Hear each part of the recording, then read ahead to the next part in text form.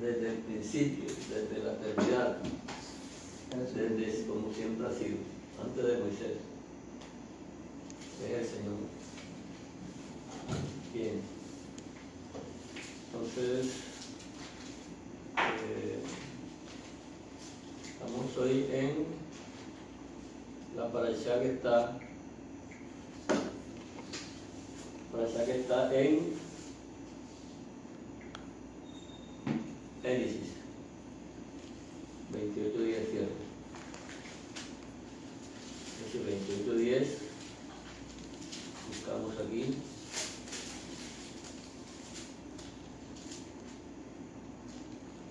Correctamente, Génesis 28:10.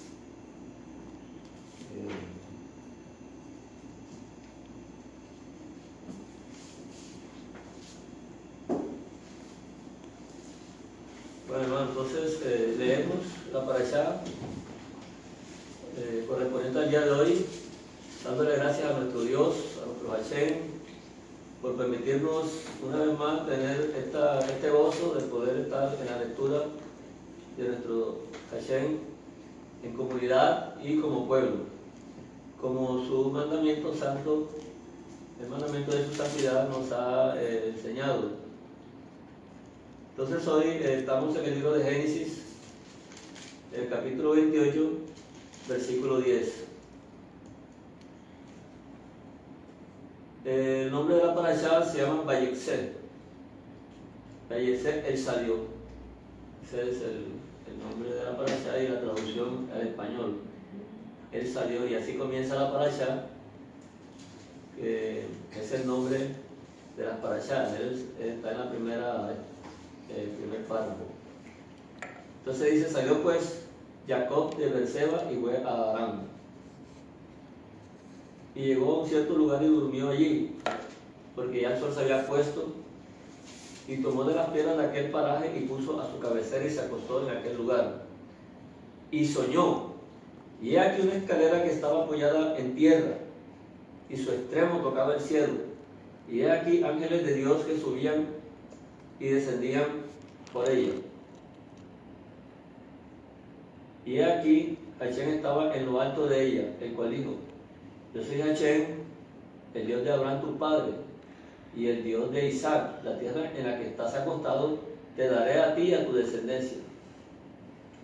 Y será tu descendencia como el polvo de la tierra, y te extenderás al occidente, al oriente, al norte y al sur. Y todas las familias de la tierra serán benditas en ti y en tu simiente. Es curioso que cuando nosotros leemos esta escritura que está en Génesis, que es el primer libro de la Torá, muchos han considerado que esta escritura ha caducado, que ha sido ya antigua, pero esto es lo mismo que nosotros leemos en las nuevas escrituras. Entonces lo que no hay que perder es ese punto central de lo que viene explicando el Señor desde el comienzo. Por eso es que la escritura no podemos cortarla, no podemos tajarla, ni cortarla en pedazos, porque nos estamos haciendo el propio mal nosotros mismos. Esta es la promesa, sigue con Jacob, el de la descendencia. Entonces vemos aquí que el Señor en un sueño le aparece a Jacob y le vuelve a repetir lo mismo que le había dicho a Abraham primeramente, y luego le había dicho a Isaac. Entonces el descendiente de Isaac, que sigue recibiendo esta confirmación, es Jacob. Entonces vemos que la escritura tiene una continuidad, y vemos que desde un principio, como podemos ver aquí, el sueño de Jacob no es más que una revelación, y no es un simple sueño como muchos lo podían ver. Él se acostó y soñó.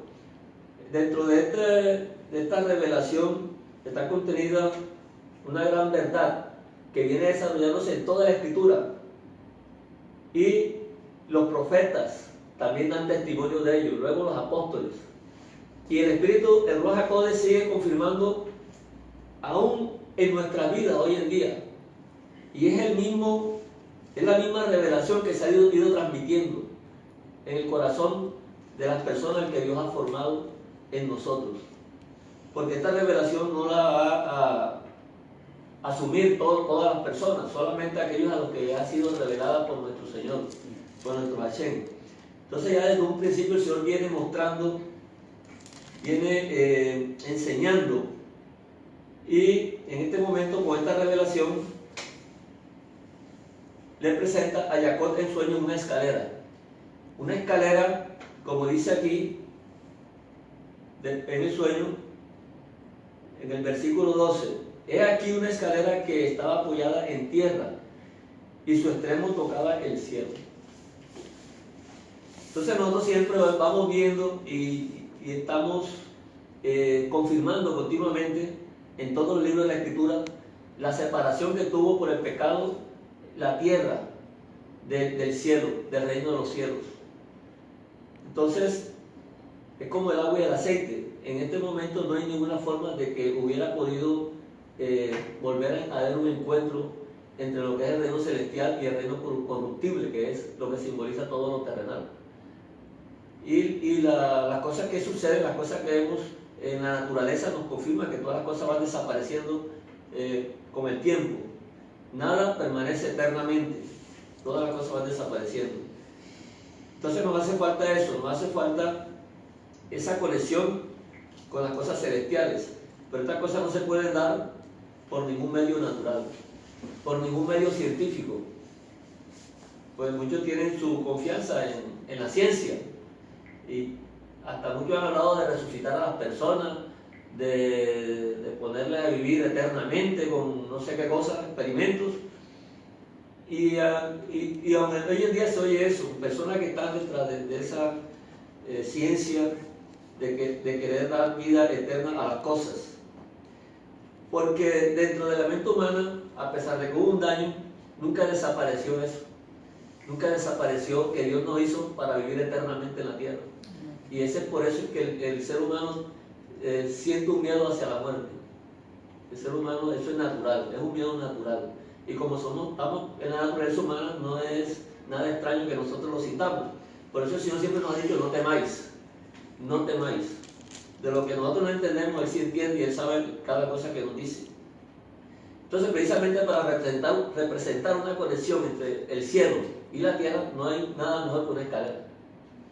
Para representar una forma de subir a una altura, no hay mejor representación que una escalera como tuvo Jacob aquí. No tuvo de otra manera esta revelación. De pronto un árbol gigante que creciera de todas estas cosas. En este caso una escalera. Es en forma de quizás de una parábola, que es la forma como la Escritura siempre nos viene enseñando las cosas.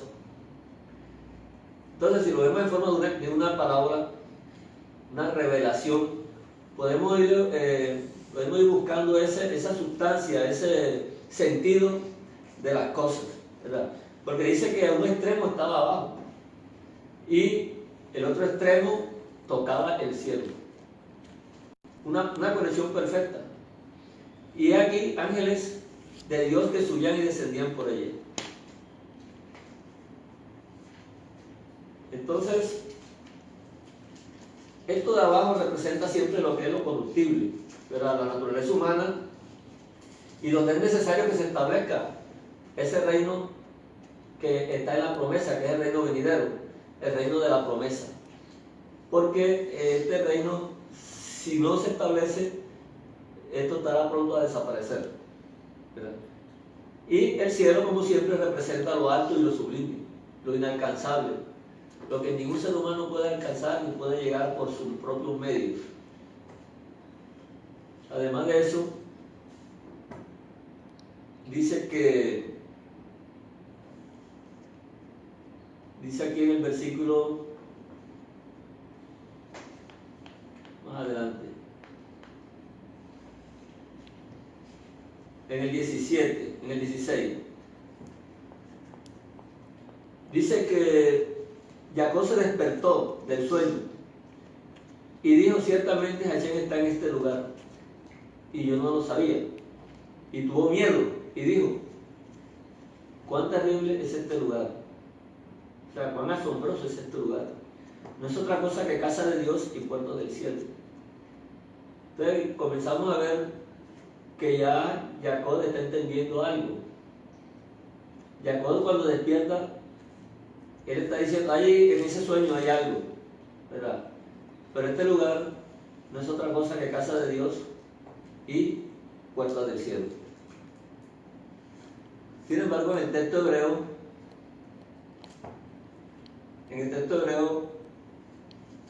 podemos notar de esta manera el texto. Y temió y dijo, cuán temible es este lugar, o cuán temible es el lugar este. Entonces, ahí lo está calificando con este lugar. Y cuando dice, no es sino casa de Dios, y esto puerta del cielo. Entonces la casa de Dios le está diciendo esto. Y está hablando de la puerta del cielo. También como algo, o sea que está haciendo una aclaración de unos conceptos que son la casa de Dios, la puerta del cielo y el lugar. Todo está separado por el pronombre esto, ¿verdad? Qué terrible o qué asombroso es el lugar este. Ahí lo separa. No es esto más que casa de Dios, esto, nuevamente. No es esto más que casa de Dios, que casa de Elohim. Y esto, puerta del cielo. O sea que ahí 3 veces el pronombre. Por lo tanto, cada cosa tiene un concepto prácticamente independiente, ¿verdad? Y sabemos que la puerta del cielo es la entrada para el reino. Es la entrada para el reino. Y está hablando entonces de la casa de Dios y la está señalando. Esto que estoy viendo es la casa de Dios. Y este lugar es asombroso, es temeroso. Es un lugar temeroso. El lugar donde Él está. Entonces ahí tienen una revelación de que está viendo en esta visión una casa de Dios. Por lo tanto, Él dice que llamó, en el versículo 19, llamó el nombre de aquel lugar Betel, aunque Luz era el nombre de la ciudad primero. Entonces Betel significa casa de Dios.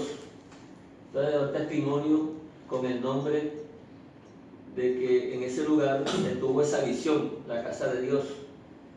Estoy viendo esto proféticamente, ¿verdad? Vemos ahí también que esto prácticamente es una confesión que está haciendo Él. Es una confesión que sale de su boca. No duda en señalar lo que el Señor le ha mostrado. Ahora, esta confesión es prácticamente el resultado de la experiencia que él tiene en ese momento porque le da el Señor. Es una etapa de Jacob, de un encuentro con el Señor, es una experiencia, es un encuentro con nuestro Hashem. Entonces la puerta del cielo realmente está al extremo de la escalera. Es la puerta para entrar al cielo. Hay ángeles que suben y bajan. Hay ángeles que están continuamente para el servicio de que estas cosas se den. Entonces por medio de esa escalera bajan mensajeros, los mensajeros de Dios, y suben los mensajes a Dios. Es la única comunicación que existe entre el cielo y la tierra. Entonces, eso también nos da a entender que nosotros no debemos guardar mandamientos en secreto. Todos los mandamientos están como evidencia delante de todos para dar testimonio de las cosas de Dios. Esto es lo que confiesa en este momento Jacob, y queda como testimonio, ¿verdad?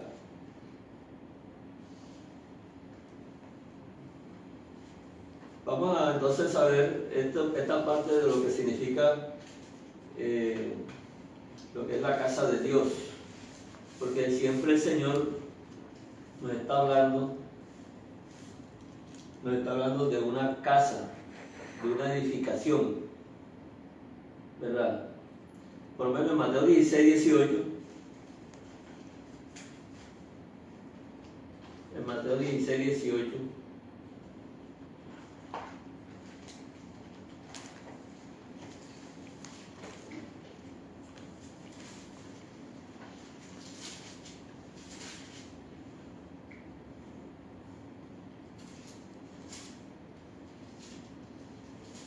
prácticamente sobre una revelación que tiene Pedro, el apóstol,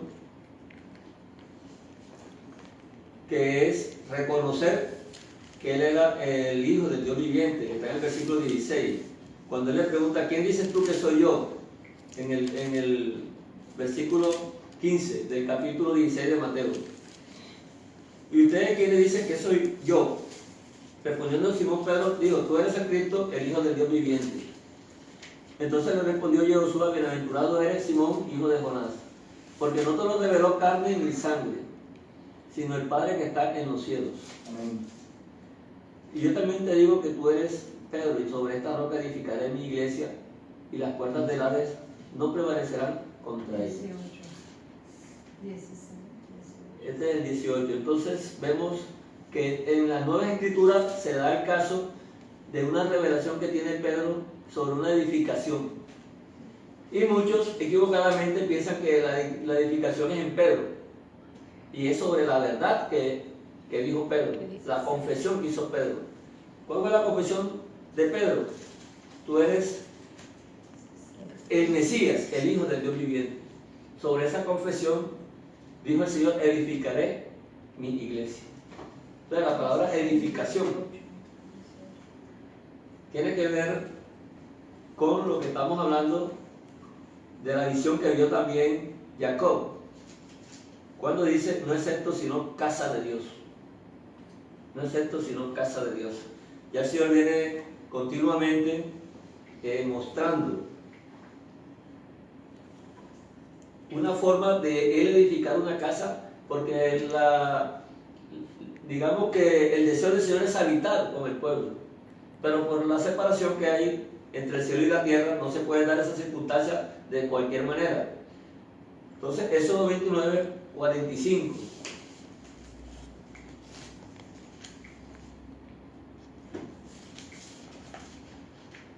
Éxodo 29, 45, Éxodo.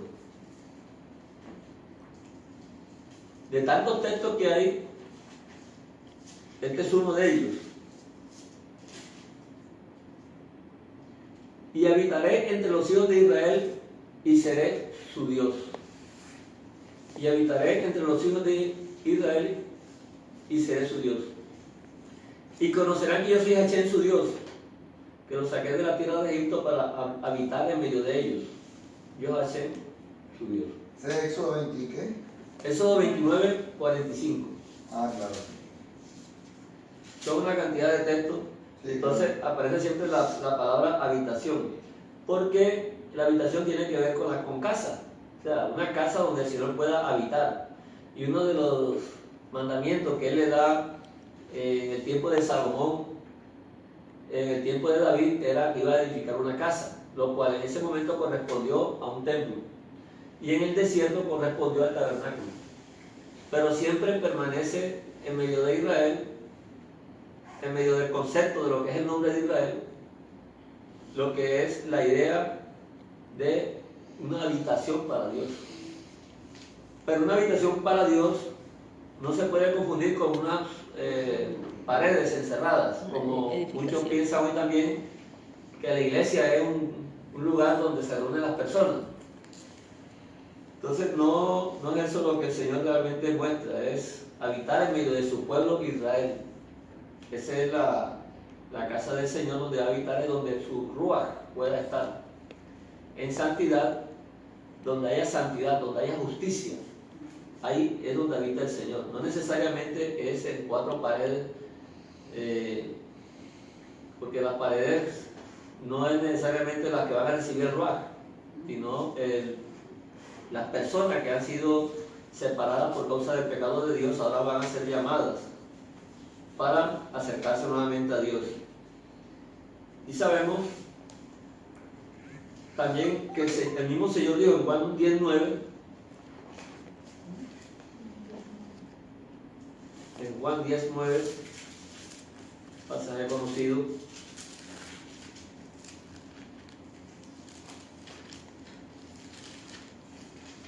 yo soy la puerta, el que por mí entrare será salvo, y entrará y saldrá y hallará pastos.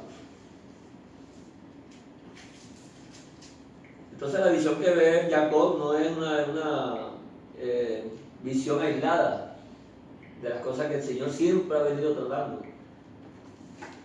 Nunca, tampoco sirve, y entonces han ido viniendo cosas por cosas.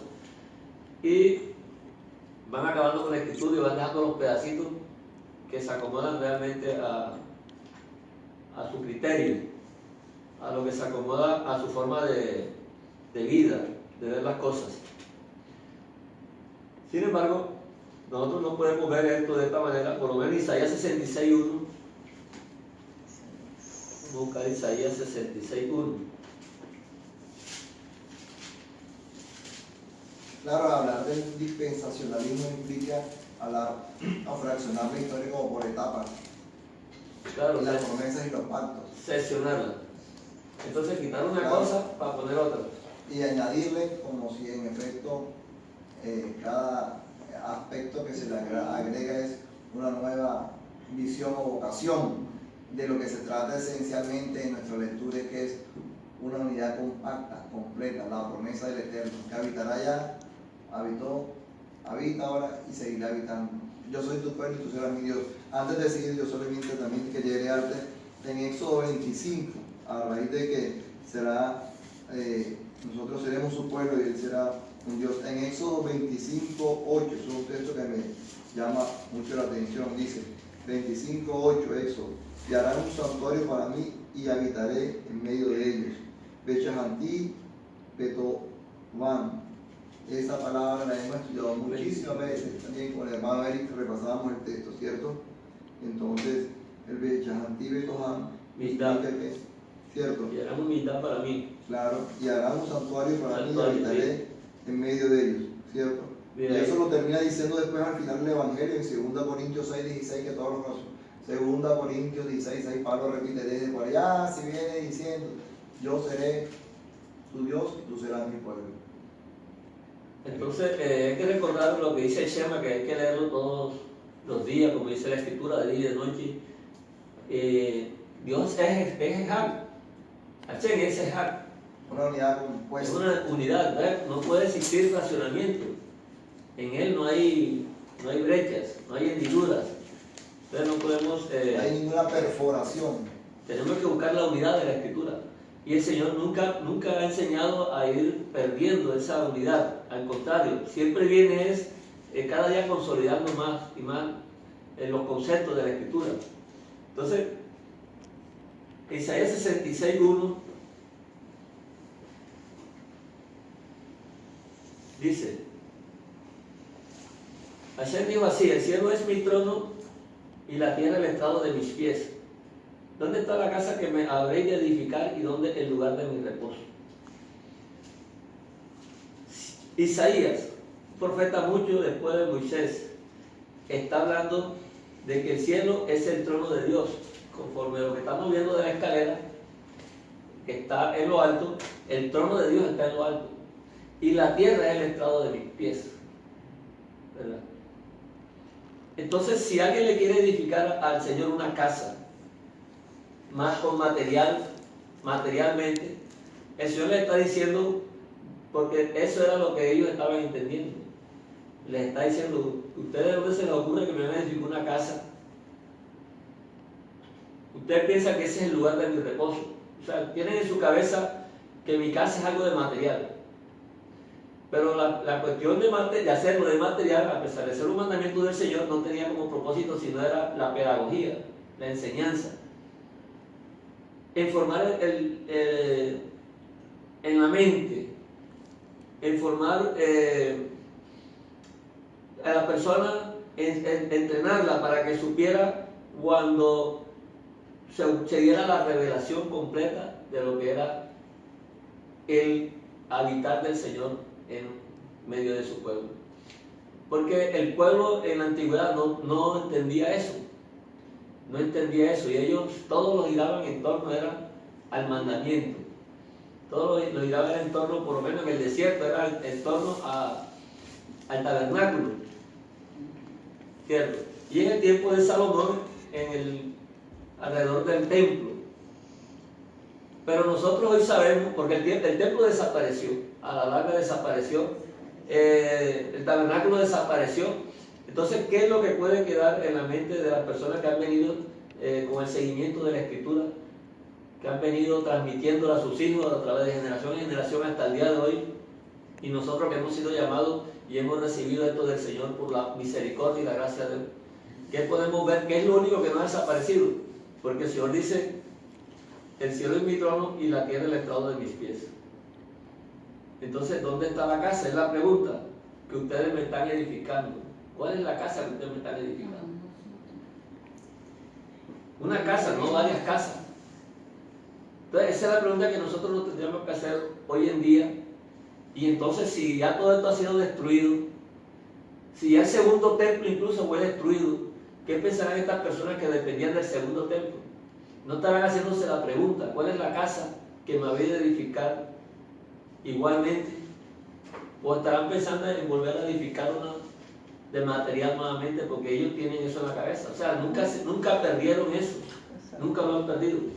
Siempre tienen lo mismo. ¿Por qué? Porque el Señor lo dijo, que las cosas de Él, la mente de nosotros tiene que ser una mente espiritual, una mente celestial, de ver las cosas eternas. Dice que el terrenal ve las cosas terrenalmente. Para el terrenal todas las cosas son terrenales. Entonces, ¿cómo se puede ver esto en esa manera? De que las personas están tratando de edificar las cosas de Dios materialmente, con materiales. Y no están viendo realmente lo que el Señor viene mostrando en esta revelación que tiene Jacob. Jacob no dudó en decirlo, ¿cierto? El hombre quiere participar en la obra de Dios, ayudarlo. Sí, el hombre tiene esa inquietud continua de que Dios se está demorando mucho, por lo tanto ellos necesitan ahorrarle los esfuerzos a Dios para que Dios así no se esfuerce tanto. Claro, hermano, eso es una teoría de la Reforma Protestante de un autor que se llama, creo que es Arriano, ¿cierto? Que decía que el hombre, Dios le daba la libertad al hombre, y entonces el hombre decidía, como si el hombre coadyuvase, apoyase al plan de salvación, porque el hombre era el que efectivamente decidía. Nosotros no creemos eso, nosotros creemos que es un llamamiento, un don santo. Y el tiempo es de Dios. Y el tiempo es de Dios. Nosotros no tenemos nada que intervenir ahí en las cosas de Dios. Fíjense que antes que nosotros existiéramos, ya Dios existía. O sea, Dios es eterno y todo ha sido por la voluntad de Él. Así es. No intervinimos en nosotros haber venido a esta tierra.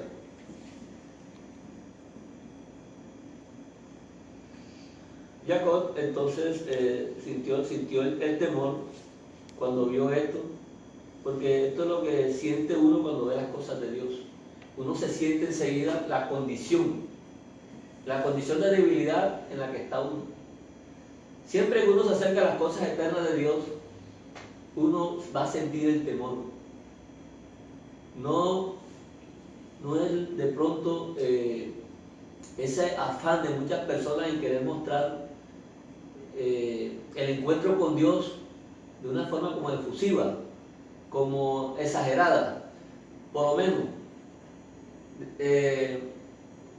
Esperar a Dios de una forma, yo lo quiero tener para abrazarlo, para acogerlo.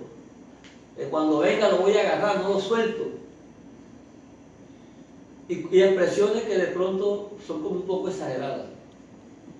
Porque nosotros debemos acordarnos nuestra debilidad y la condición en la que estamos. Que la voluntad es la del Señor, no la de nosotros. Nosotros no somos los que tomamos las determinaciones. Nosotros no somos los que tomamos la iniciativa. Más bien lo que tenemos que esperar es que el Señor nos abrace a nosotros. Que fue lo que hizo el hijo pródigo cuando regresó a la casa. El que llegó al buen Señor. No el hijo pródigo se le lanzó al Señor, al papá, sino que el padre vino y lo abrazó, y vino y corrió y lo abrazó. Y así es que esa debe ser nuestra actitud de humildad en las cosas de Dios. Amén. No ser exagerados en las cosas, porque ahí es donde vemos su misericordia. Y una de las cosas que vio Jacob aquí, en ese temor, porque el temor de Dios tiene que ver con la sabiduría. Y una de las cosas que, si hablamos de temor, estamos hablando de sabiduría. Si hablamos del reconocimiento y de la humildad del ser humano ante las cosas de Dios, estamos hablando de la sabiduría. Y la Escritura nos da gran testimonio de esto, ¿verdad? Mira Proverbio 1.7. Proverbio 1.7.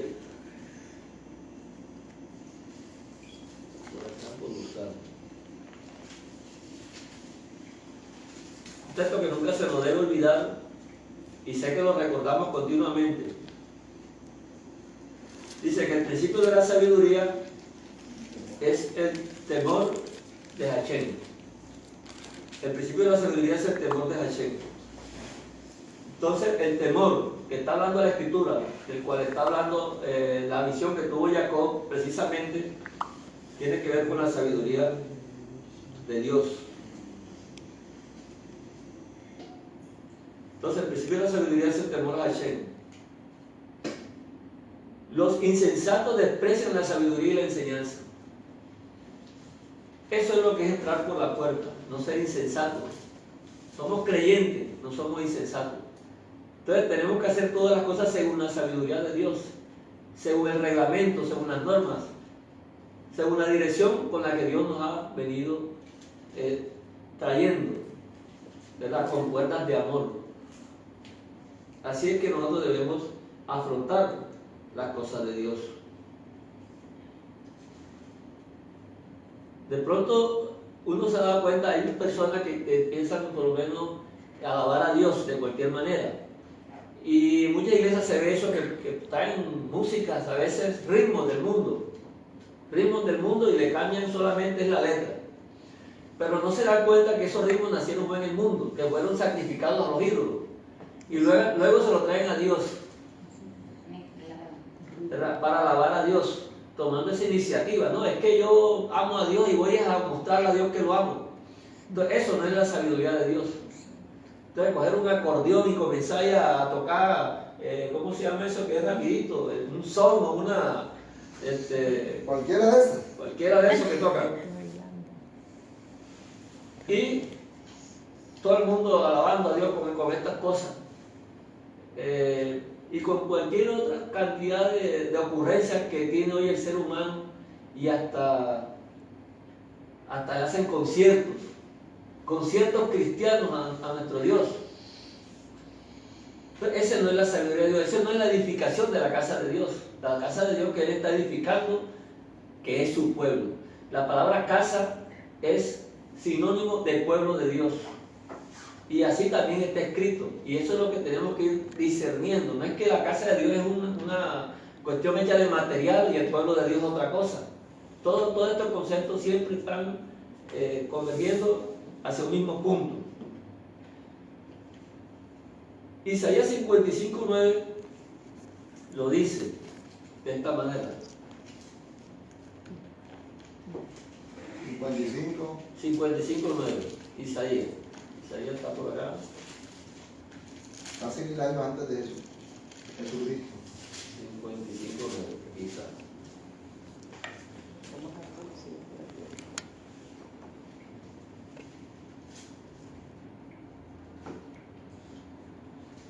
Eso lo deja claro el Señor como son más altos los cielos que la tierra, y así son mis caminos más altos que vuestros caminos, y mis pensamientos más que vuestros pensamientos. Hay una distancia entre el cielo y la tierra. Isaías lo vio. Fíjense que es comparable igual a lo que está viendo Jacob.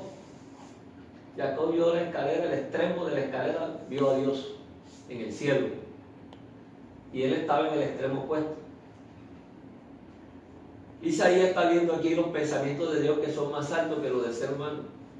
Y Dios lo está diciendo por una revelación que recibe Isaías, porque esto no lo captó Isaías con su inteligencia humana, sino que todo esto es la revelación. Isaías era un profeta de Dios, y esto quedó registrado aquí y nosotros hoy lo estamos leyendo. Entonces nosotros estamos viendo esa comparación. ¿Cuál es nuestra posición delante de Dios? Estamos en el estrado de sus pies. Nosotros estamos en el estrado de los pies de Dios. Entonces de ninguna manera vamos a sentarnos en la silla de Él, porque ese es el trono de Él y eso está arriba y nadie llega allá, así nada más. Si el Hijo no nos llevara, nadie puede subir al trono de Dios, a la habitación de Dios. Proverbios 3:13 dice: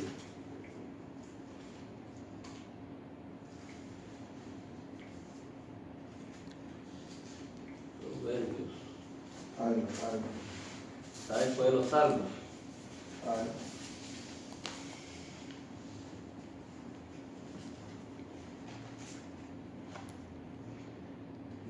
Bienaventurado el hombre que haya la sabiduría y que obtiene la inteligencia.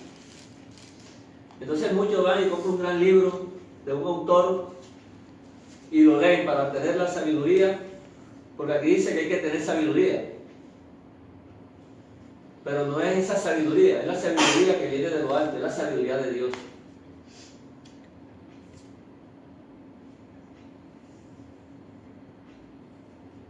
Entonces ese es el hombre bienaventurado, el que haya la sabiduría, pero la sabiduría de Dios. Lo dice el proverbio. Una cantidad de textos que nosotros podemos encontrar sobre la sabiduría. Y esa sabiduría solamente la puede dar Dios. Pídele sabiduría y Él la dará. Es una de las oraciones que el Señor pide. Dice, pide pero no se les concede, porque piden según sus concupiscencias, sus deleites. Pero dice que le pidamos sabiduría y Él nos la dará. Porque es que Él se está refiriendo a que le pidamos, y todo lo que le pidamos Él nos lo dará, es en cuanto a las cosas celestiales, no es en cuanto a las cosas terrenales. Entonces ahí nos cansaremos pidiéndole cosas terrenales, porque Él eso no lo oye.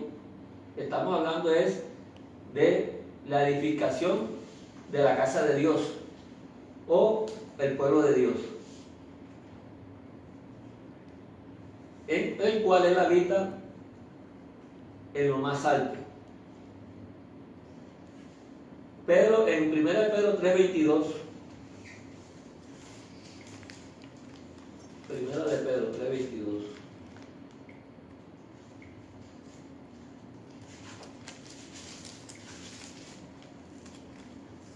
atrás.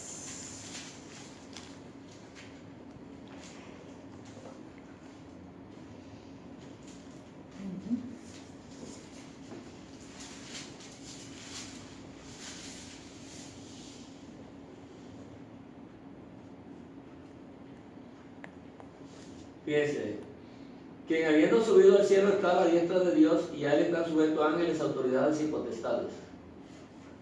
Entonces Pedro está viendo que alguien subió al cielo, cuando sabemos que nadie puede subir al cielo. Hay alguien que sí subió al cielo, está a la diestra, o sea, está en el poder de Dios, y a Él están sujetos las autoridades y potestades. Hay uno solo que ha subido al cielo. Entonces Pedro está viendo que algo que no podían hacer los seres humanos y que no está concedido a nadie, siempre hay alguien, hay uno solo que sí lo hizo. Y en este momento Pedro lo que está es confesando Y por lo tanto, esto es una revelación. Porque aquello que se confiesa es la revelación de Dios. El secreto, el SOT. El secreto de Dios. Este asunto de que alguien subió al cielo, esto solamente lo puede decir es Dios. ¿Quién lo pudo haber hecho? Entonces estamos estableciendo esa situación, esa condición de humildad que la Escritura nos está dando la sabiduría de poderla comprender, el acercarnos a Dios, el acercarnos a Hashem, a nuestro Dios. Eso requiere un reconocimiento de nuestra condición. Y no una altivez en las cosas que nosotros queramos hacer, pensando en que eso es lo que está agradando a Dios, lo que nos sale de nuestro iniciativas, ¿verdad? Más bien debemos tener esa actitud que tuvo en Lucas 18:13, esta persona en Lucas 18:13.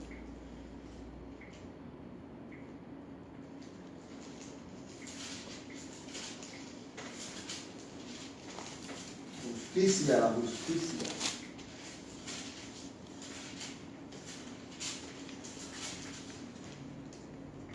Lucas 18:13. Estaban dos personas orando. Uno era un religioso y otro era un publicano. Eran dos personas que estaban haciendo lo mismo, estaban orando.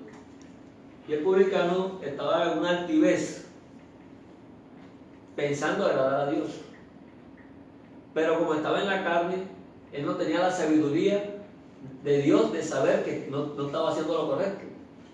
Porque ahí está la diferencia, está en tener la sabiduría de Dios.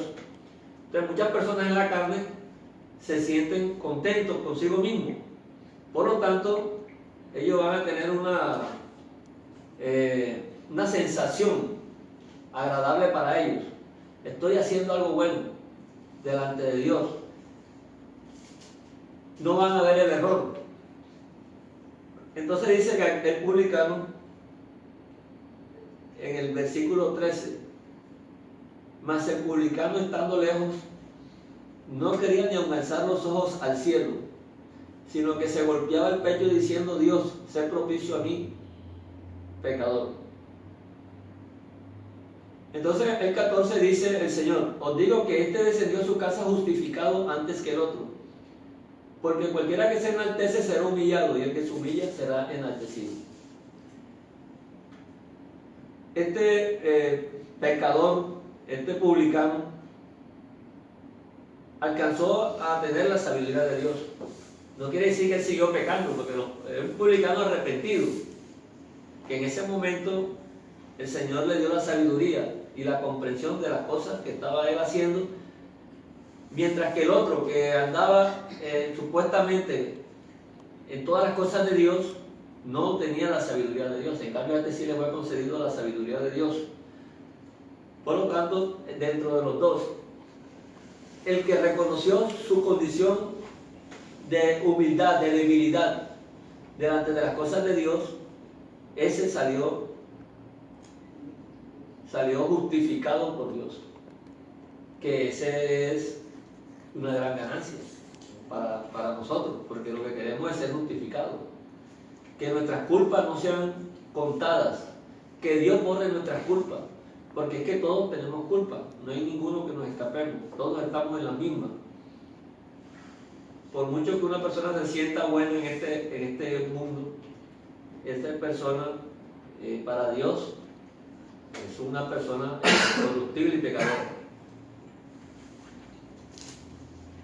Se siente una persona que se siente buena, es lógicamente una mentalidad terrenal, no tiene la sabiduría de Dios, piensa que no necesita de Dios, piensa que Dios le debe. Y estas son las cosas en las que no debemos caer aquellas personas que creemos en la fidelidad de Dios. Amén. Amén, así es. Entonces, este publicano ni siquiera alzó los ojos al cielo. Él sabía la distancia que había entre el cielo y la tierra. Eso fue lo que pudo comprender Jacob cuando vio esa escalera allá en el extremo del cielo y cuando se vio él acá en el fondo de la escalera. Y que la escalera era la única forma de poder subir a Dios. Porque precisamente la escalera lo que está mostrando ahí es un punto de comunicación. Ya, es un punto de comunicación entre el cielo y la tierra. Es una visión, por lo tanto, eso tiene un entendimiento. Y eso es lo que está dando Dios. Entonces Dios estaba mostrándole a Jacob la casa de la edificación, que iba a poder tener comunicación con Dios mediante esa escalera. Otra persona que muestra esta condición de humildad, en Mateo 8:8.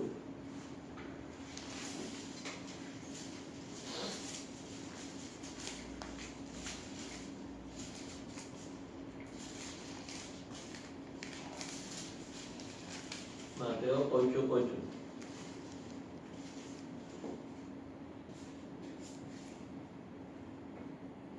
Aquí dice en el versículo 6, diciendo, Señor, mi criado, era un centurión, no era del pueblo judío, era un centurión romano, diciendo, Señor, mi criado está postrado en casa, paralítico, gravemente atormentado. Y Josué le dijo, yo iré y le sanaré. Pero él respondió al centurión y dijo, Señor, no soy digno de que entres bajo mi techo. Solamente di la palabra y mi criado sanará.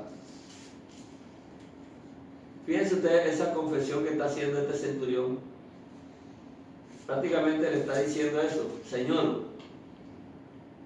tú eres del cielo, tú vienes del cielo y yo soy terrenal. Yo no soy digno de que tú entres a mi casa. No te tomes ese trabajo, solamente di la palabra y ya. ¿Por qué? Porque él se sintió en la condición. Esa fue la condición, ese es el temor de Dios que él sintió. Por lo tanto, en sus palabras expresó y confesó quién era el Mesías, quién era el que estaba delante de él. Y él sabía que no era alguien terrenal que estaba ahí. Por eso le estaba diciendo de esa manera, no soy digno. Además, el 9, porque también yo soy hombre bajo autoridad y tengo bajo mis órdenes soldados y digo a este ven y va y al otro ven y viene y a mi siervo hace esto y lo hace. Todavía con eso dice que al oírlo Josué se maravilló y dijo a los que le seguían, de cierto digo que ni aun en Israel he hallado tanta fidelidad. La fidelidad de nuestro Dios estaba en este centurión que era romano. Y estamos viendo entonces que este centurión pasa a formar parte de la edificación de la casa de Dios. No siendo, como muchos piensan, que tienen que ser de un pueblo X, sino que la casa de Dios era en la voluntad de Dios, en lo que él había determinado. Entonces, el que es terrenal piensa que el pueblo de Dios necesita ser descendiente físico de alguien, necesita descender de una persona X y seguir por descendencia, porque como están leyendo terrenalmente la escritura, entonces ven eso así, pero no se dan cuenta que la misma escritura Dios deja esa teoría fuera de base, porque cuando nació Efraín y Manasés sucedió que uno era el mayor y otro era el menor. Y por lo tanto, en el asunto de la primogenitura, el mayor es el que recibía el doble de la herencia. Y cuando Jacob fue a darle la bendición, el que era menor, Efraín, le puso la mano derecha. Y José se puso rabioso. Dijo, no, así no es, te estás equivocando. Y Jacob dijo, no, es así. Entonces, ¿quién fue el que dio la primogenitura? La dio que nació de Jacob, que nació de José, o que se la dio fue Dios. Entonces ahí se rompió ese ideal humano que se viene, o que las personas vienen tratando de entender según su ciencia las cosas de Dios. Y no solamente ese ejemplo, porque el mismo ejemplo de Jacob con Esaú, que Esaú nació primero y terminó siendo Jacob el primogénito. Así que vemos esta cantidad de ejemplos que se van dando en la Escritura.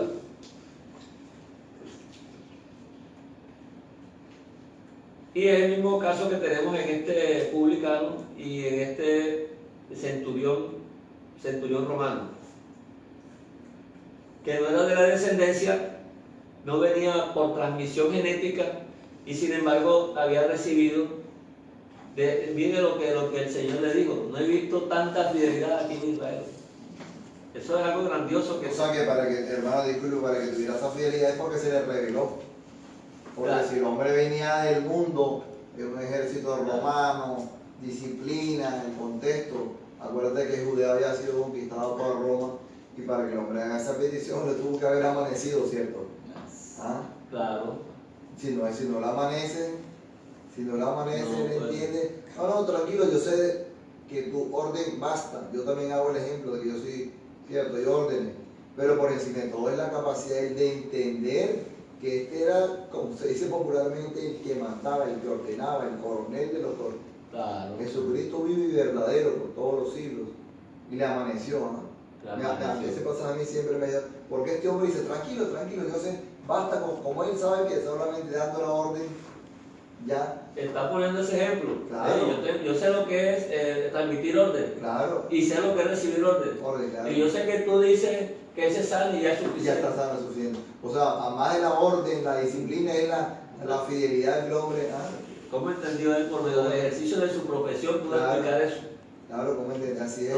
Todos podemos explicar eso. O sea, entonces siempre aprendemos que el ejercicio de la palabra es: practíquela, vaya, practíquela, que Dios respalda, practíquela una y otra vez, que Dios siempre está respaldando. Claro, hermano. Fíjate que hizo lo mismo con Cornelio. ¿Cómo llegamos? ¿Cómo sabían ellos? El Señor lo llamaba. Claro, llamaba, era un llamamiento santo. Mira, vamos a buscar el texto de Génesis 48:14, que estamos viendo de Efraín para que veamos esto. Génesis 48:14.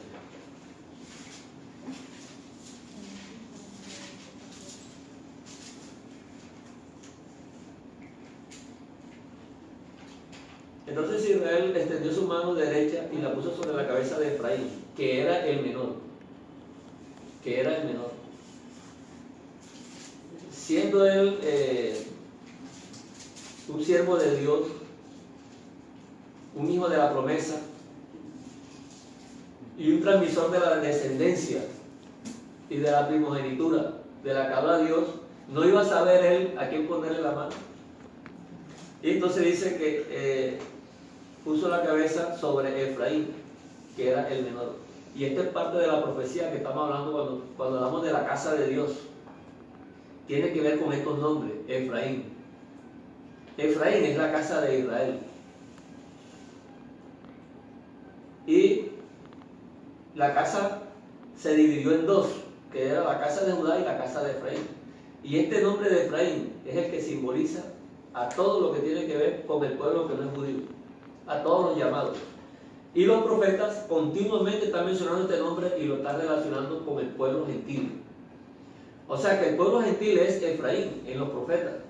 Pero como muchos hermanos no leen a los profetas por lo que hemos dicho, que tienen la escritura como algo obsoleto, entonces nunca van a poder, porque el Señor dice: escudriñen.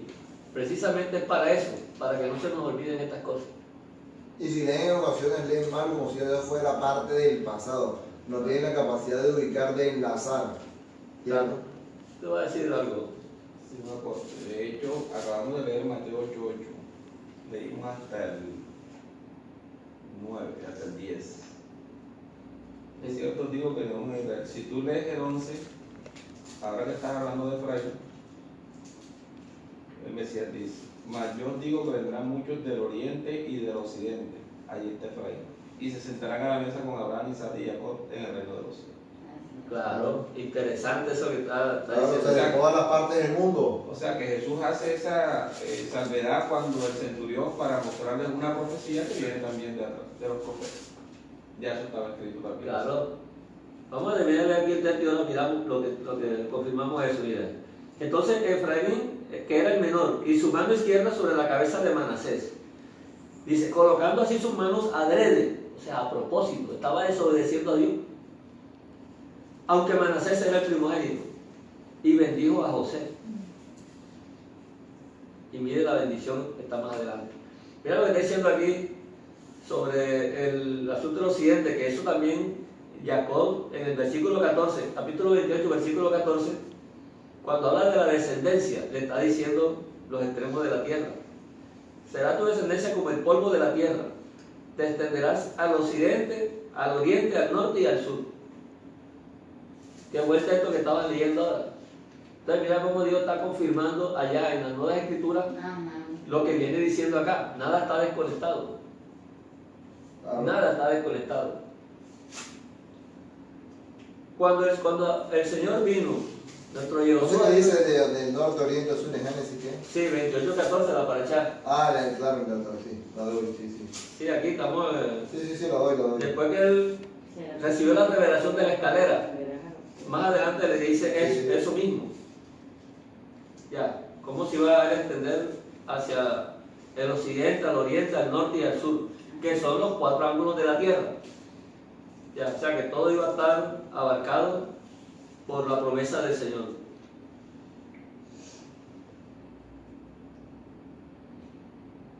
Todo está calculado por Dios, todo está en la fidelidad, todo está ahí incluido. No, el Señor no obvió nada ni está dejando nada al azar para que nosotros completemos algo, para que nosotros le pongamos las cosas que faltan. El asunto es no quitarle a la escritura, el asunto es nosotros tampoco desprendernos de ella. Entonces la escritura hay que leerla toda. Cuando nuestro Yehoshua vino, no existían las nuevas escrituras, no existían ningún Nuevo Testamento, como lo llaman. Y los apóstoles predicaban el Evangelio.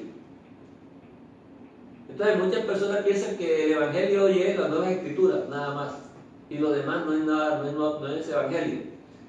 Y Evangelio es todo. Evangelio es toda la escritura. Desde que el hombre pecó hasta que Dios comenzó a mostrarle que había un camino, eso se llama Evangelio. Y eso está desde Génesis. Y comienza aquí con los patriarcas, incluso antes de ellos. Comienza el Señor a irnos mostrando, a irnos enseñando poco a poco cómo se iba a obtener esta bendición. O sea que lo que llamamos Nuevo Testamento viene siendo como el sol de la Torá. La revelación, ese es el misterio oculto que dice por allá en Efesios. Este es el misterio oculto. El misterio oculto, o sea, llegamos a lo último A lo ya de la último, revelación. la revelación ya está hecha, ya está Misterio completa oculto, para ¿no? todas las naciones. Por eso Pablo habla, para este es mi evangelio. Es decir, de una forma le está explicando. Esa es la confesión que hace Pablo. Claro. Y de haber revelado a tu Hijo en mí. Claro. La revelación misma. Bueno, Claro. es que precisamente de eso es lo que vamos a hablar aquí ahorita. Si estamos hablando de esta descendencia de que Dios viene transmitiendo, y también tenemos el ejemplo, por lo menos, venimos comentando el de Efraín y de Manasés, ¿verdad? Y Pero acaba- acuérdense, Y acaba de pasar el mismo Jacob, que es el que está bendiciendo con su hermano Esaú. el de Jacob con Esaú fue el mismo. Pero mira, que se da otro caso que es el de Rubén. Rubén es el primer hijo de Jacob. Pero mira lo que sucede, y esto será coincidencia, será casualidad, o será cosas que ya estaban ahí. Porque mira lo que dice en 1 de Crónicas 5:1. Primera de Crónicas.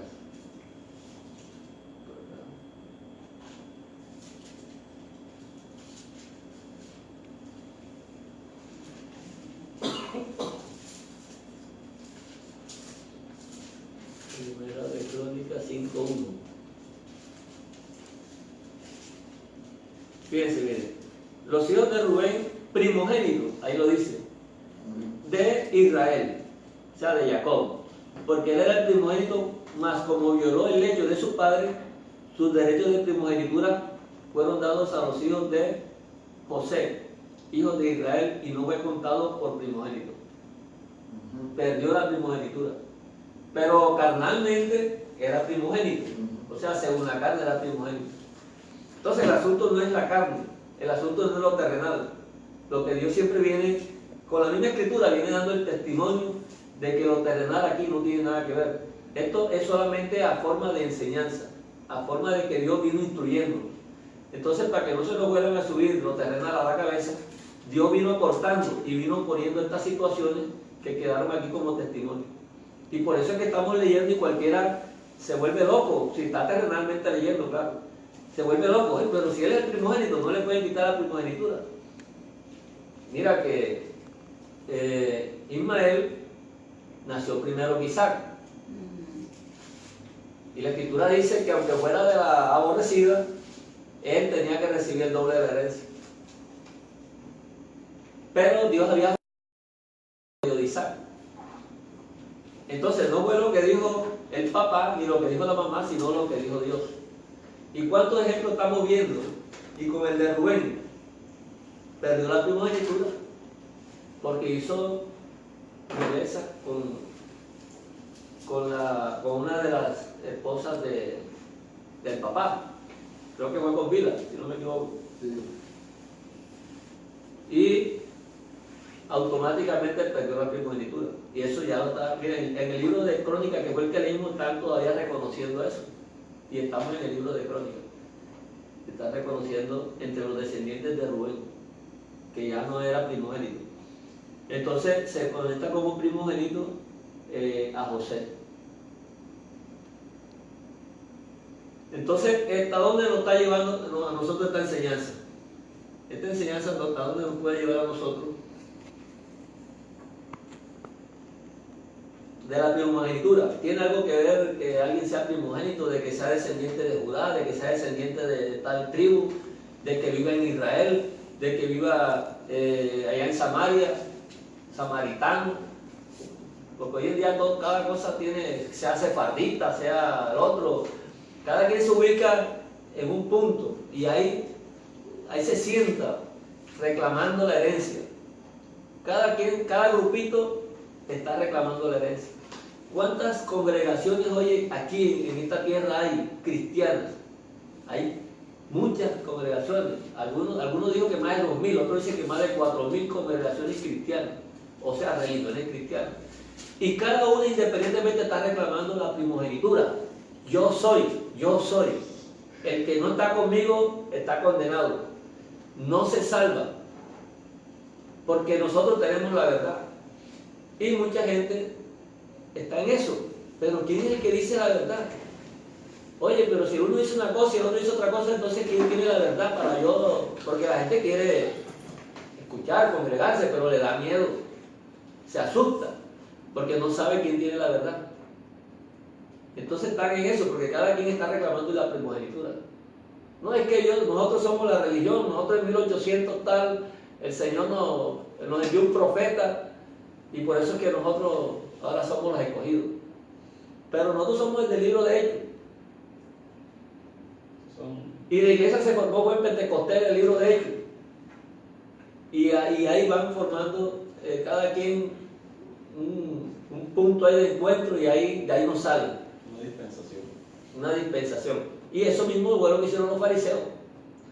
Los fariseos dijeron que ellos estaban ahí, no iban a aceptar a nadie. Vino el Mesías, tampoco lo aceptaron. Y el Mesías es el primogénito del que habla la Escritura. Claro.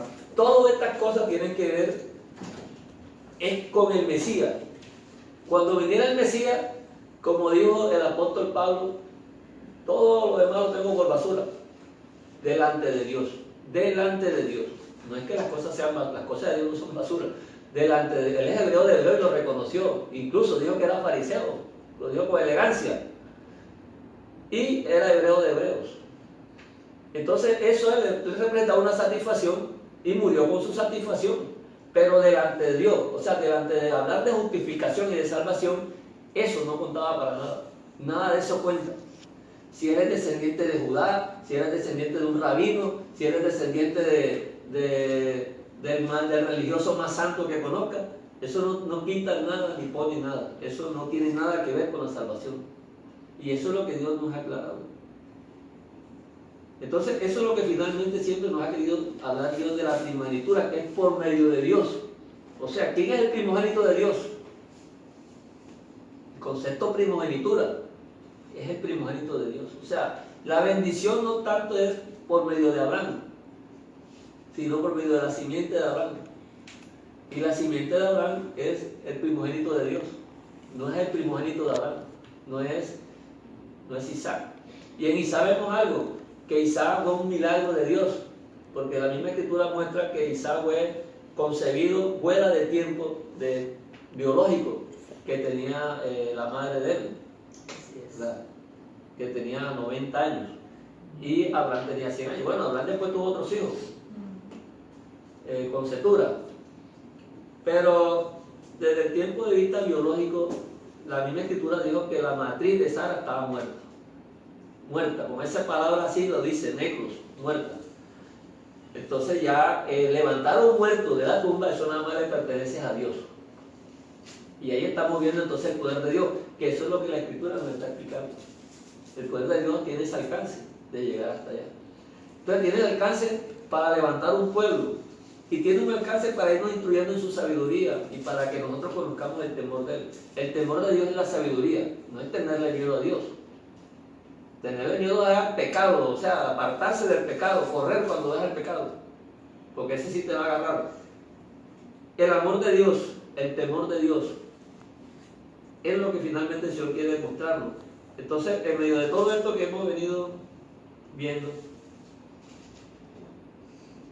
hay que entonces buscar o entender en todas las escrituras, en todas, desde Génesis porque dice quiénes son los primogénitos o quién es el primogénito. Entonces miren lo que dice por lo menos Colosenses 1:15.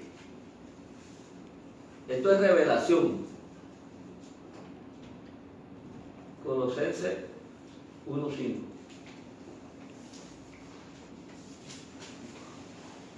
Y Jacob lo que vio fue una revelación con la escalera.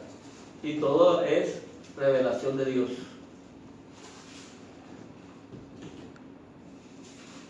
Colosenses 1:15. Entonces aquí está hablando del Mesías, fíjense, ya está hablando del Mesías. Dice, Él es la imagen del Dios invisible, el primogénito de toda la creación. Entonces el concepto primogénito, que es el Reshit, no tenía que ver con que naciera de un personaje aquí en la tierra simplemente. Eso es algo pedagógico. Y es nuestro ayo, como dice el apóstol Pablo. La ley ha sido un ayo. Todas estas cosas nos han venido enseñando y nos siguen enseñando actualmente. Entonces, todo eso venía a terminar por darnos y mostrarnos la revelación de Dios, que el apóstol Pablo en este libro está haciendo mención de ella. O sea que Pablo, todo lo que había leído en toda su vida en la escritura, y de pronto escudriñaba, y finalmente le fue dado la revelación, y aquí en el libro de Colosenses lo digo, oye, es que el primogénito de toda la creación es Yehoshua. Él es el Reshit, él es el principal, el venido del cielo. Dice, él dijo, yo no soy de este mundo, mi reino no es de este mundo, él vino del cielo. Entonces ya el apóstol está recibiendo una revelación del Mesías. Versículo 16, porque en él fueron creadas todas las cosas, las que hay en los cielos y las que hay en la tierra, visibles e invisibles, sean tronos, sean dominios, sean principados, sean potestades, todo fue creado por medio de él y para él. O dentro de él, no por medio de él, sino dentro de él. Dentro de él y para él. Para él. El 1.18, entonces, eso es lo que dice. Colosenses 1.18, ¿verdad? Y él es la cabeza, que es el Reshit, el cuerpo que es la iglesia, que es la edificación de la que estamos hablando. Él es el principio de Génesis. Él es el primogénito de entre los muertos, para que en todo él tenga la preeminencia, o la primogenitura, la preeminencia, que eso es lo que significa ese término, más que una persona, porque el primogénito lo confunde con un hijo de Dios, pero que él es el primer hijo de Dios, o sea que Dios es un Dios y él es otro Dios, y ese concepto no abarca hasta allá, no abarca hasta allá. Él viene del cielo y entra a esta creación en la categoría de hijo, pero una vez que él está en el cielo, él ya no es hijo.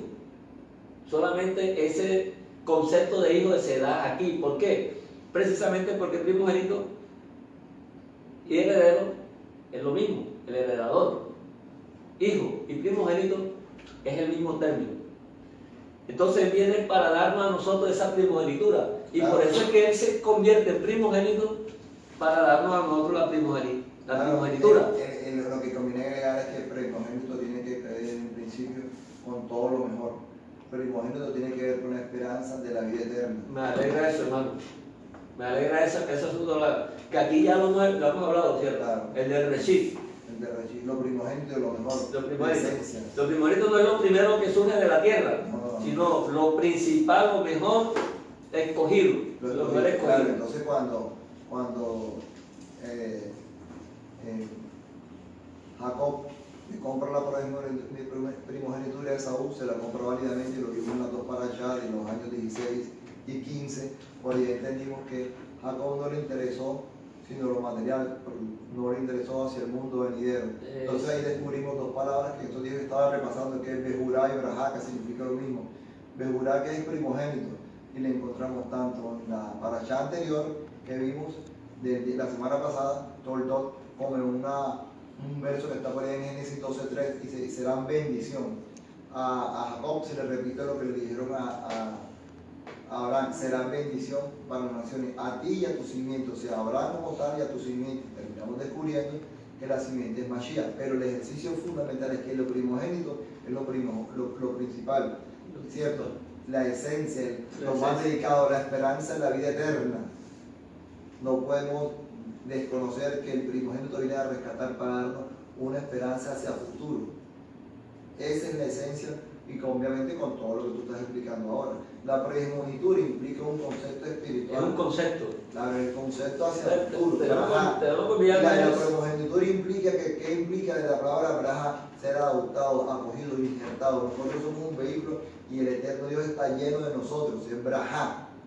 La primogenitura implica que Él nos escoge a nosotros para ser hijos. Vamos a Romanos 8:29, hermano. Ahí vamos a ver esto que usted dice. Romanos 8:29. Es interesante todo esto porque nos va a ubicar mejor.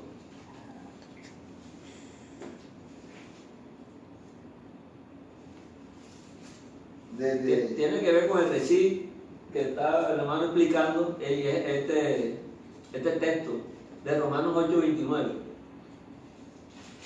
Porque a los que antes conoció, también los predestinó. La predestinación, pues tienen también unos conceptos, los predestinó para que fuesen hechos conforme a la imagen de su Hijo, para que Él sea el primogénito entre muchos hermanos. Para que Él sea el primogénito entre muchos hermanos.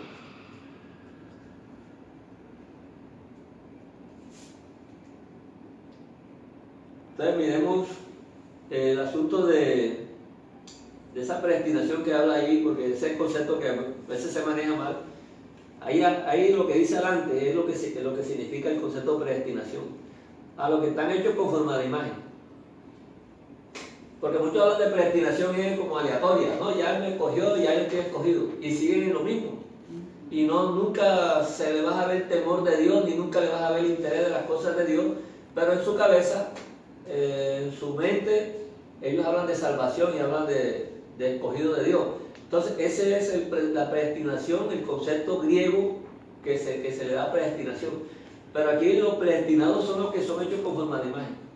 Entonces, no habla de predestinación en la escogencia de coger que sea por ahí el que encontró, sino predestinación es a los que ya tienen la imagen del Señor, a los que andan en sus caminos, a los que andan en su palabra, a los que no lo niegan. Entonces están hechos conforme a esa imagen. Entonces, en cuanto se refiere al Hijo, ¿verdad?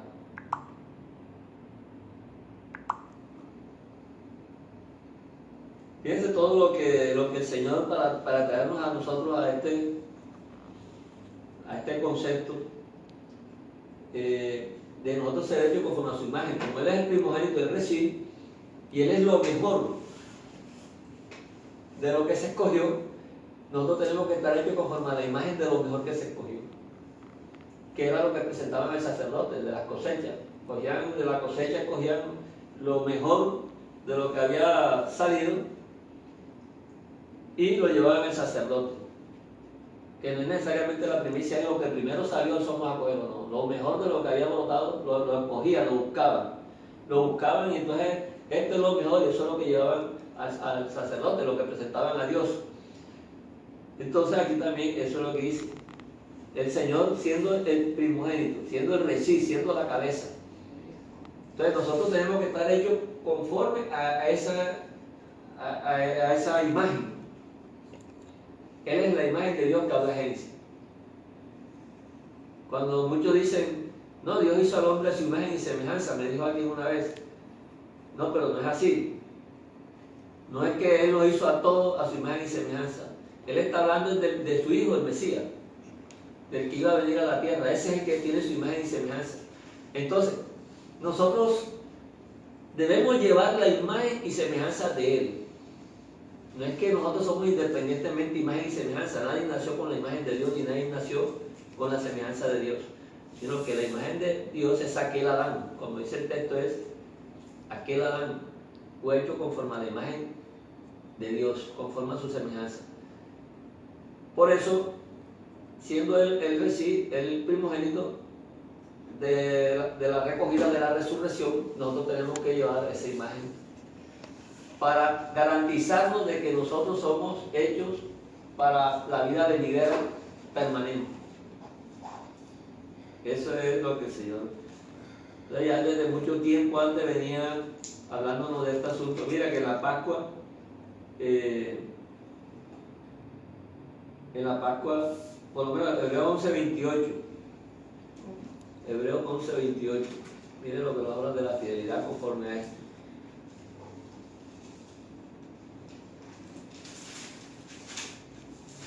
Aquí está todo condensado en Hebreo 11.